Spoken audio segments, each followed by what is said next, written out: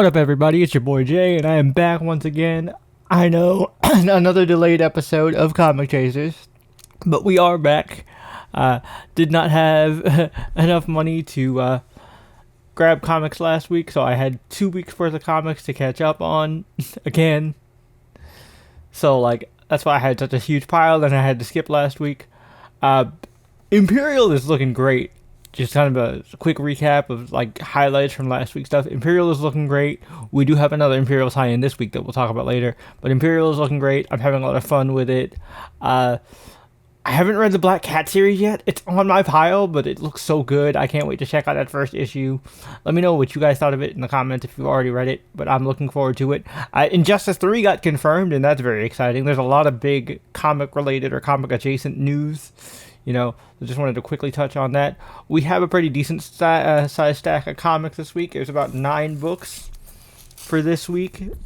And I did get to read some of these early because I picked up on accident. Picked up a couple books last week that came out this week. So did get to read those ahead of time, so that at least saved me some time. But as per usual, if you're not familiar with Comic Chaser, this is my weekly comic book review show where I review comic books in kind of a countdown style, where I go from the top of my pile all the way down to ending with my pick of the week, my comic of the week, what book blew my mind the most. And let me tell you, this was a really good stack of comics. Determining the pick of the week was really hard this week. Arranging the bottom half of the pile was really difficult. But let's go ahead and get started. We're going to start with Magik, issue number 9. I believe issue number 10 is going to be the end of the liminal arc, or at least the end of this arc where Magik is dealing with the secret society of light, I believe. This secret society of magic users that Danny has been working with, that has basically kind of tricked Magik into working for them to procure some artifacts, and they've been basically not holding Cal hostage, but they're like, all right, if we find this thing, we could free Cal. And turns out, surprise, surprise, the leader was shady the whole time, and also the leader was mutant as well, and she lied to Danny to kind of get Danny to join the organization, and she also lied to Danny about information she had about Krakoa that could have actually helped Danny prevent the fall of Krakoa, which kind of sucks. But I do also again, since I was a big fan of the Krakoa era, I'm glad that the Krakoa era kind of still lingers in all throughout the X-Men tie-in books. So that's really cool. The art in here is really solid. Action is really good. And I hope this leads into a really good conclusion. They're setting up for a really epic final battle between Magik, Danny, Cal, and this secret society. I don't know how much longer this book is going to last. I really like it, but I feel like I'm the only one who's reading it, so I'm going to enjoy it while I still have it on my pile. But it's a lot of fun. As a big fan of Ileana as a character, I'm glad she finally got her own series. So, I'm enjoying it while I can. Alright, next up we have Radiant Black, issue number 36, written by Kyle Higgins. This is the origin of the new Radiant Yellow. If you guys remember the Catalyst War, I forget the guy's name, but the original host of Radiant Yellow sacrificed himself to kind of keep the portal open, and then, do the big maneuver to close it, to, basically leave the one timeline. You guys know the whole thing. So this is the origin of the new Radiant Yellow. I believe her name is Nancy, and she, kind of comes from a bad, not a bad place, but a rough upbringing, where didn't really have that positive a family life. Seems like her, sister was a bad influence, and always got into trouble and kind of dragged her down into it. But Nancy was all about finding things that were lost. And so her curiosity and thirst for knowledge is very similar to our original Radiant Yellow. So it makes sense to why the Yellow Radiant found her. And, when she discovers this power, at first she just thinks, because she was raised by her grandmother, who was a Catholic Italian, and taught her all about Saint Anthony, the patron saint of lost ones. If you know your saints, Saint Anthony is the patron saint of lost ones and lost things. So if you ever lose something, you always ask Saint Anthony. Most people these days just ask Saint Anthony where the hell they put their keys. But she tends to use it, and she kind of uses it kind of as like an unintentional catalyst to kind of trigger the prognostications of the Yellow Radiant. Because the Yellow Radiant allows you to see different timelines and stuff. So it allows her to kind of figure out, what choices are the best course of action for what she needs to do. And her sister takes advantage of this, as she usually does. But by the end, her sister kind of sees the error of her ways, and they start to repair their relationship. And then she sends the issue ends with her sending out a letter to Marshall. So, we'll actually get to start to form a new Team Radiant again. So that'll be pretty cool. I'm interested to see where this goes, especially given the situation Marshall is in Chicago. So very curious. Also, at the end of this, because of course Nancy is part of. I don't want to. She wasn't homeless, but she was definitely down on her luck, and kind of struggling to get by. Just doing odd jobs and pawning stuff off to get enough money for a meal. I like that at the end there's like a QR code that takes you to basically a very special episode, the more you know kind of thing, advertisement for like the Chicago Food Bank. I think that's really cool. And, Kyle Higgins lives in Chicago, so he's using this book and all his opportunities to try and better his community, and I think that's really fucking awesome. So hats off to you, Kyle Higgins. Book continues to be great. I'm enjoying this new era of Radiant Black. It's definitely slower and a little more slice of lifey. But, with all the crazy stuff that happened within, like, the Catalyst War, I kind of like this slow burn. I'm enjoying it a lot. Alright, next up, we have Ultimate X-Men issue number 19. And man, oh man, reading this, it really makes you realize that Ultimate X-Men is going to be over in, like, 6 issues. 20, 21, 22, 23, like 5 issues. It's going to be over in 5 issues. That's kind of crazy. But we get basically the final battle between the Maester, Kageyama, and our team of X-Men. Mori, Natsu, Kwanan, Nico, Maystorm, and Hisako. Hisako does come in clutch at the very end.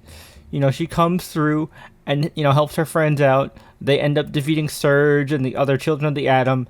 Really awesome fight. Kageyama does end up surviving, so it doesn't look like we've seen the last of Kageyama, so we might get to see, like, one more big confrontation. Or maybe, who knows, maybe Hisako can actually reach out to Kageyama and become his legitimate friend and maybe help turn him around. 'Cause he really does just seem like a lonely kid who really just needed a friend. But, he has done some pretty horrible things, so we're gonna need to work through a lot of that.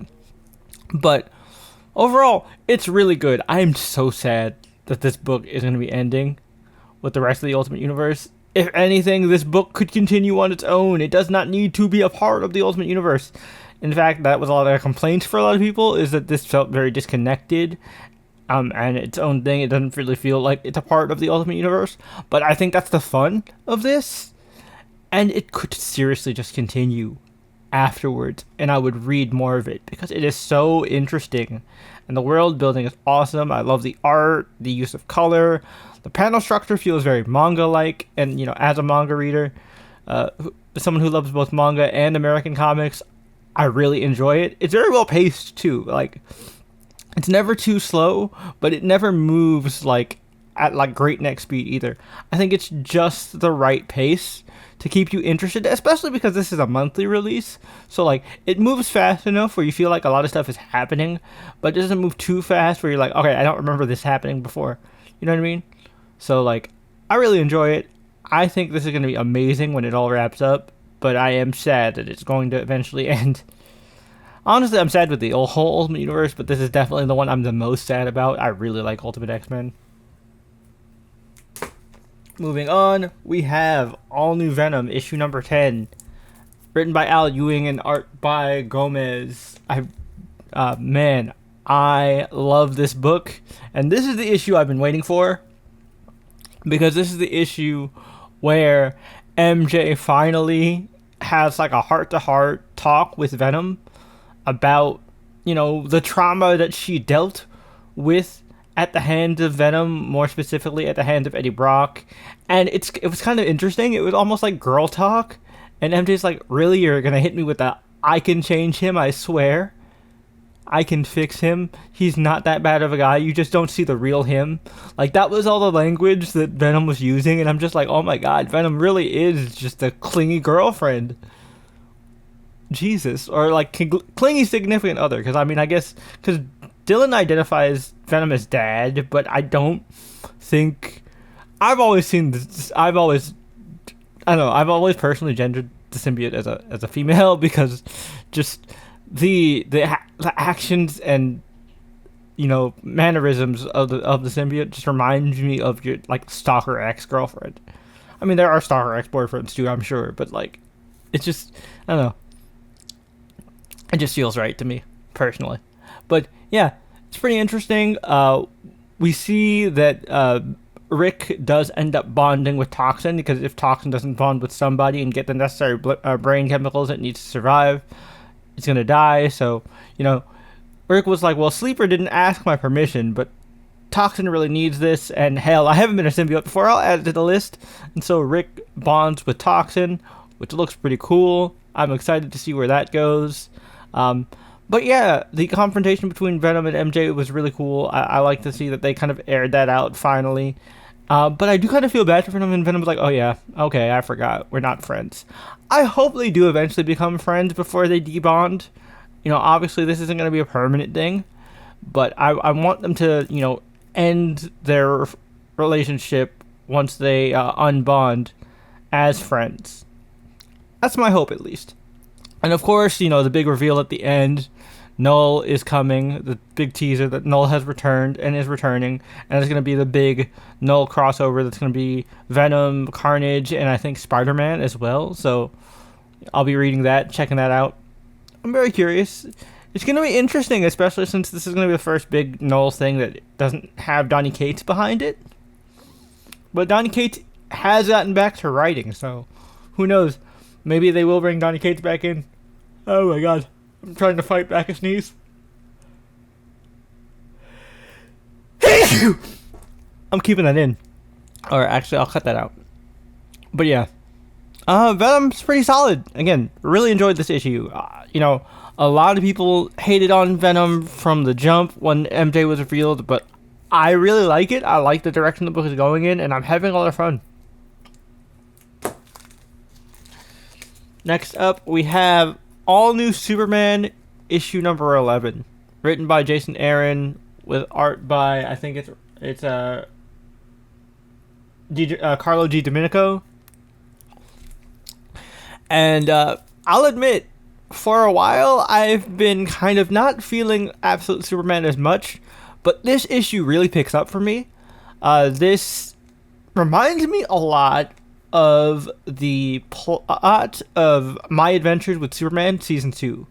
With Kara, what was happening with Kara, where Kara was being brainwashed by Brainiac and, kind of turned into his personal weapon. That's kind of the torture that they're trying to put Superman through, kind of break him to the point where he becomes a killer and becomes, the son of the demon and a weapon for Ra's al Ghul. And I like this twist on Ra's al Ghul, where instead of an eco-terrorist, he's like a religious zealot, but he still has that bit of Ra's al Ghul where his ultimate goal is to basically cleanse the planet, purify it, and rebuild it in his own image. So that's still Ra's al Ghul, but it's like a different twist on it, and I really like it. Also, Talia is really interesting as well. I'm wondering how they're going to build out her character more.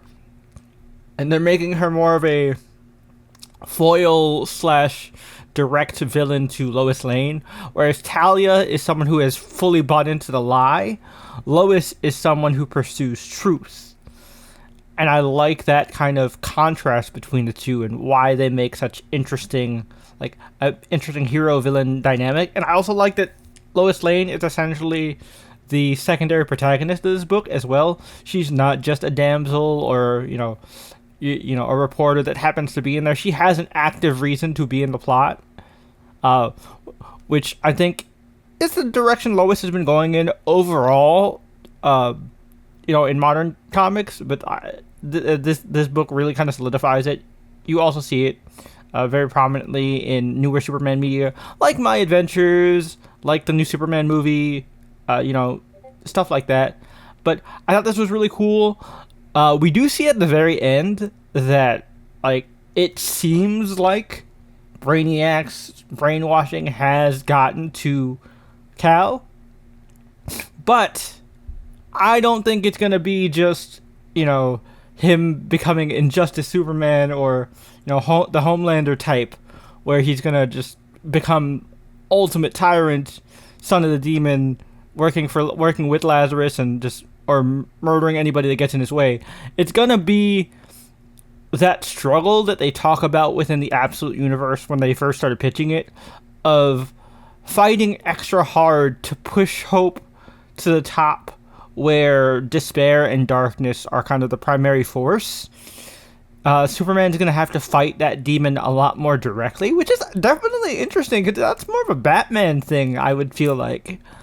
And so it's interesting to see Superman have to kind of confront that. It feels a little anime, like, how like in your standard shonen protagonist kind of thing, a lot of shonen protagonists have like a demon form or like a dark transformation that they have to keep at bay.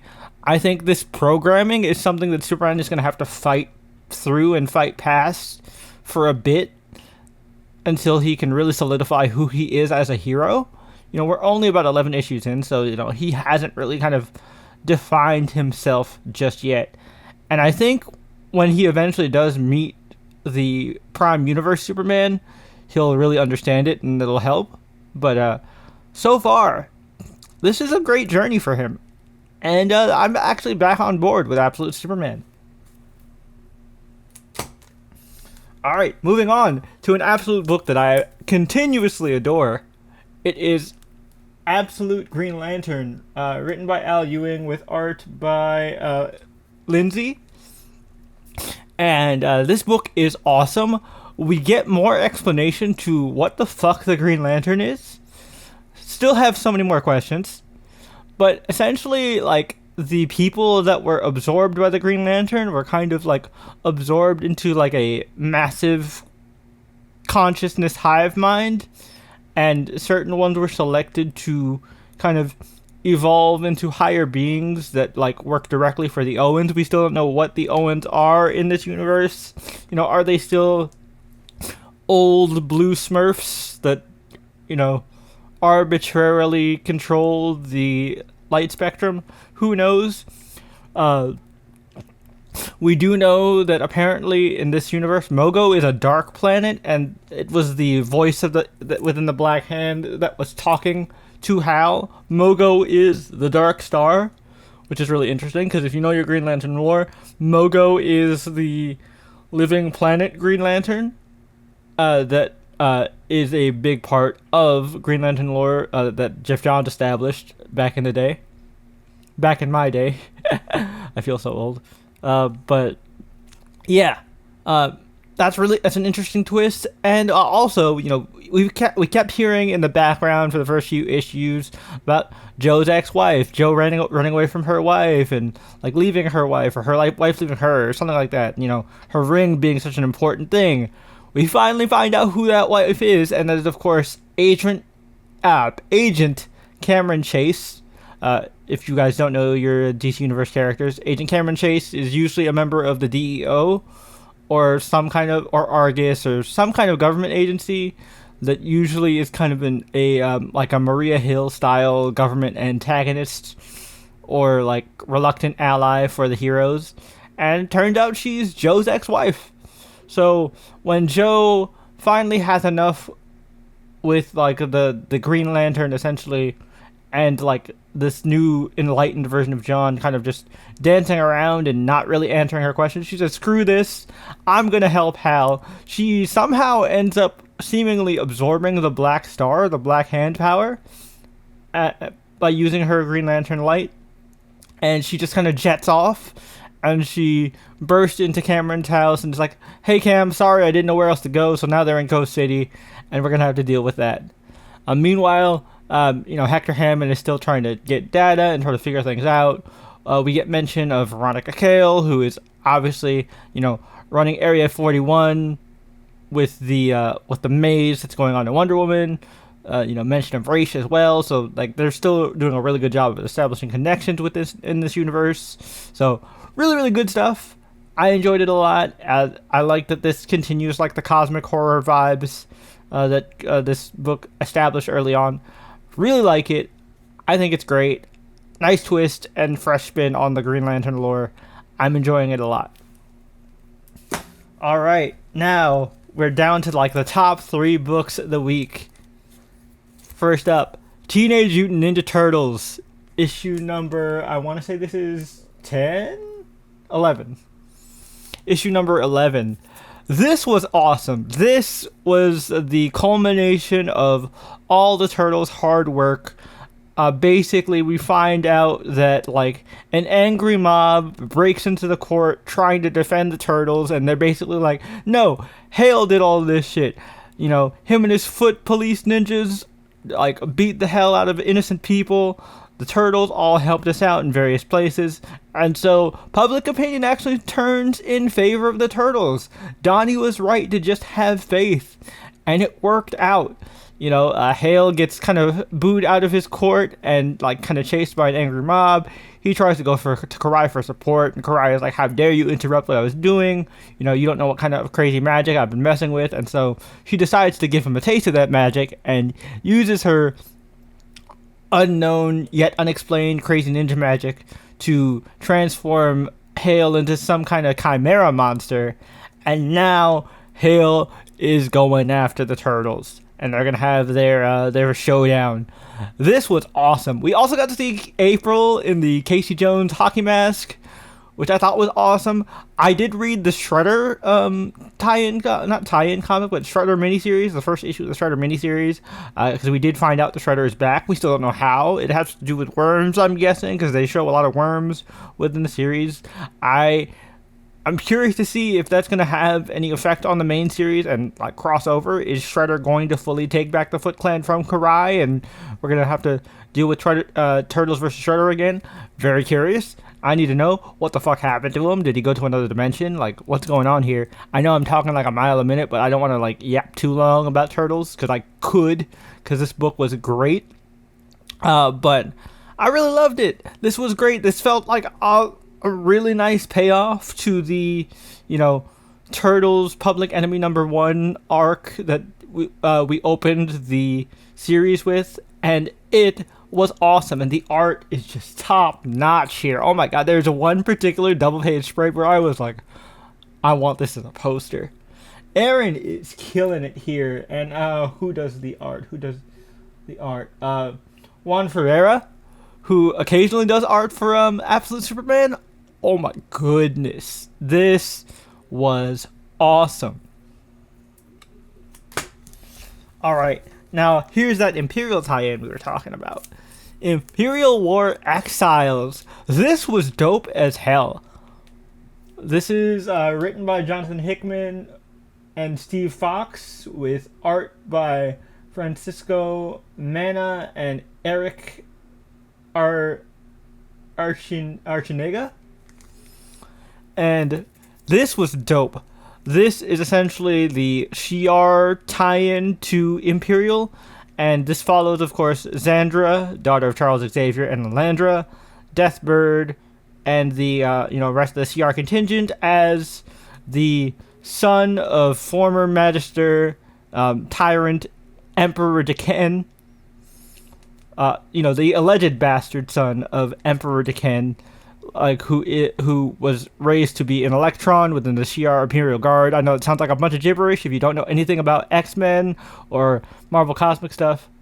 It probably is, but basically, a coup begins within the Shi'ar Empire among the chaos of all the crazy stuff that happened within Imperial and the deaths within the Galactic Council. So Deken's bastard son uses this as a opportunity to incite a people's rebellion.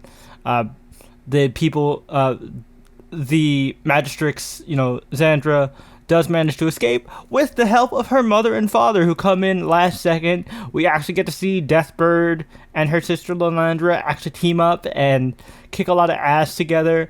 But Deathbird is like, okay, I need to buy you guys some time. Listen here, Xandra. You can do this. I believe in you. I've taught you well. Listen to your mother and your father. They'll keep you safe. You will bring our empire back. This is only temporary. And I love that. I love seeing a softer side of Deathbird. Deathbird being more of a caregiver and a mother figure. I thought that was really cool. And, of course, Deathbird talking shit to Xavier, I swear to God, Xavier, if anything happens to my niece, I will hunt you down to the end of the universe.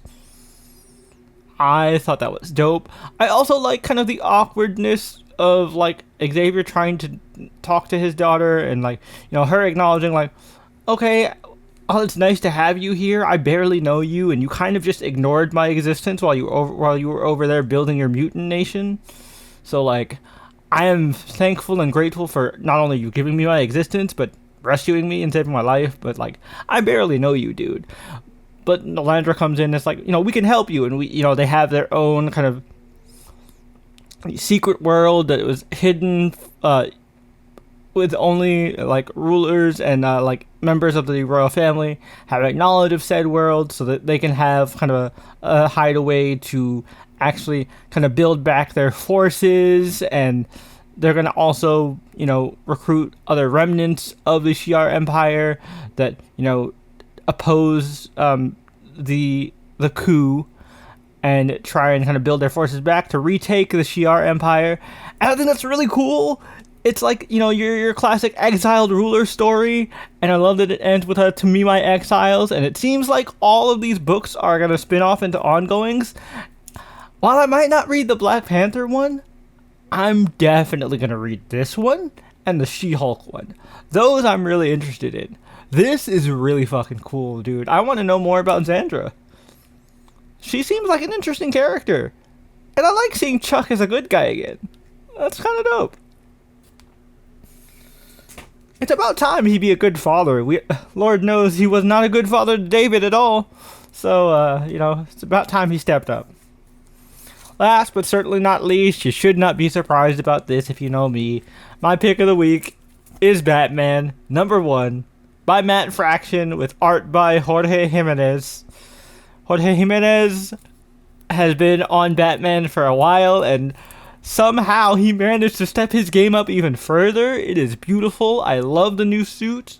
I like all the new gadgets. We get a kind of this is just kind of your table setter issue where you kind of understand what this status quo of Batman is. Vandal Savage is still commissioner of Gotham. Gordon's a beat cop now, which is interesting. And basically, Batman is still kind of working from the ground up. He has an Alfred hologram assistant, which is cool, but at the same time, I'm like, DC, can we just bring Alfred back, please? He's been dead almost a decade now. Can we just bring Alfred back? We need him. Also, it's cool to see that Tim is back as Robin. It looks like Damian is now going off to do his own thing and finally find his own, second upgrade identity, a la Nightwing and Red Hood. So it is cool, but at the same time, it's also I hope this is just out of genuine love for Tim and not just, oh yeah, we need a default Robin, so Tim's not doing anything, I guess we'll use Tim. But I do like Tim's new costume, so I hope Tim is used more and is shown how awesome of a Robin he is. I grew up in the 90s. Tim is my Robin, so I'm excited to see more adventures with those two.